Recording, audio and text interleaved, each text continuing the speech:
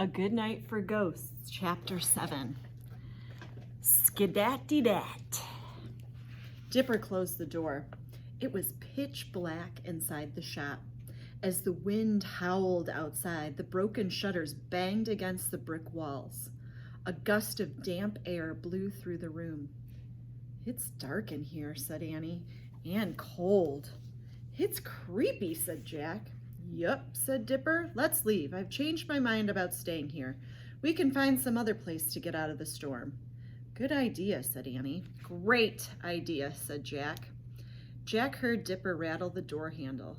"Uh-oh," said Dipper. "Uh-oh, what?" said Jack. "Won't open," said Dipper. "It's stuck." Jack felt the hair rise on the back of his neck. The shutters banged in the wind. "Hold on a second. I've got some matches in my pocket," said Dipper. "I just hope they didn't get wet in the rain." Jack heard Dipper trying to strike a match. He tried 1, 2, 3 times. Then he held up a small flame. "Yay!" breathed Annie. Jack looked around the room. In the dancing light, he could make out wooden buckets on the floor, a couple of broken chairs, a doorway leading to a back room, and squeak! A bat flapped above their heads. "Ah!" Jack, Annie, and Dipper ducked. The match went out. Dipper quickly lit another match. He held it up high, trying to light the room. Jack didn't see the bat, but he saw a bricked-over fireplace, some rusty lanterns, and lots of spider webs. "Yikes," said Annie. The match went out. "Help," said Annie in a small voice. "More light, please." "Nobody panic," said Dipper. "I got 2 matches left." "Only 2?" said Annie. "Hey, I thought I saw some lanterns," said Jack, "near the fireplace. Maybe we could light them." "Good idea," said Dipper. "Maybe there's oil still in them." "I just hope I can light the wicks, or we'll be left in the dark with the bats." "And spiders," said Annie. "And ghosts," thought Jack. Dipper struck his next to last match. He held it up to find the lanterns. "Over here," said Jack, pointing. "I see," said Dipper, but as he knelt on the floor, the match went out. "I got just 1 more," he whispered, "so we better be real careful." Dipper lit his last match. Jack slowly lifted the glass on both the lanterns. Very carefully, Dipper touched the match flame to the wick of the first lantern. The wick sputtered and flickered to life. A yellow glow filled the room. "Ah," said Dipper. He lit the second lantern. "Beautiful. You can each carry one." Jack picked up one of the lanterns, and Annie put down her trumpet and picked up the other one. The firelight cast an eerie shadow on the wall. Screech! A sound from the back room startled them. It sounded like the creak of an open door. Jack's heart began to pound. Wham! The sound of a door slamming shut. Jack's heart beat faster and faster. "Hey!" called Dipper. "Who's back there?" No one answered. Clump, clump, clump. The sound of footsteps on stairs. Jack held his breath. "Who's there?" yelled Dipper. "Woo! Show yourself!" yelled Dipper. The shutters outside banged harder against the walls. "Woo! Mercy!" whispered Dipper. Jack's hand trembled, shaking the lantern and making the shadows in the room dance even more wildly. The moaning came again.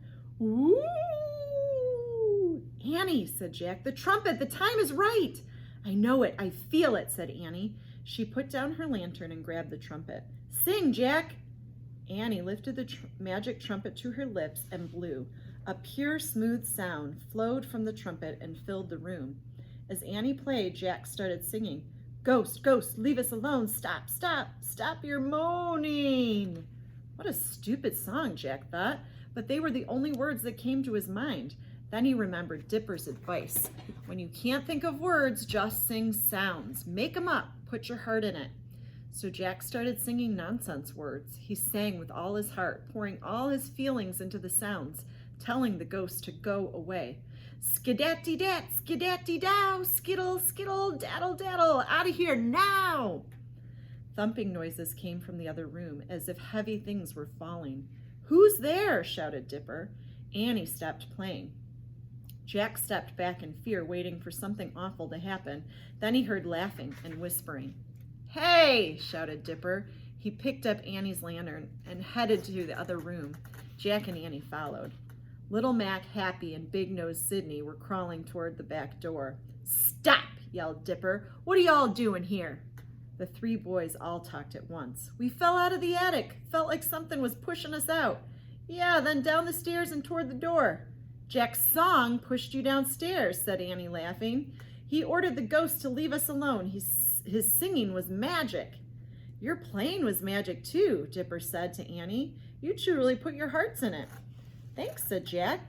Dipper looked down at Little Mac. "Now, tell us what you three fools were up to," he said.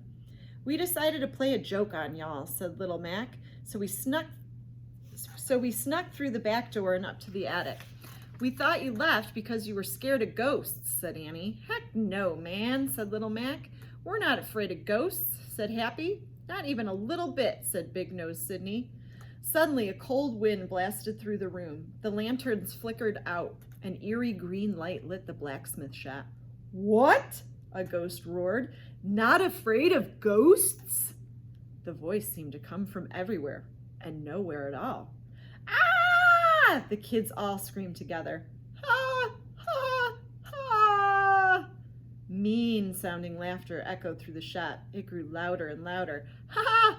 Ha! Ha! Ah!" the kids all screamed again. Stomping noises thundered in the attic overhead. Everyone shrieked and froze in terror. Down from the attic came a pirate. His face was hidden by the brim of a black hat. He wore a gray jacket with a double row of buttons, a red sash, and dark pants tucked inside his black boots. The pirate looked like a real person, except you could see right through him.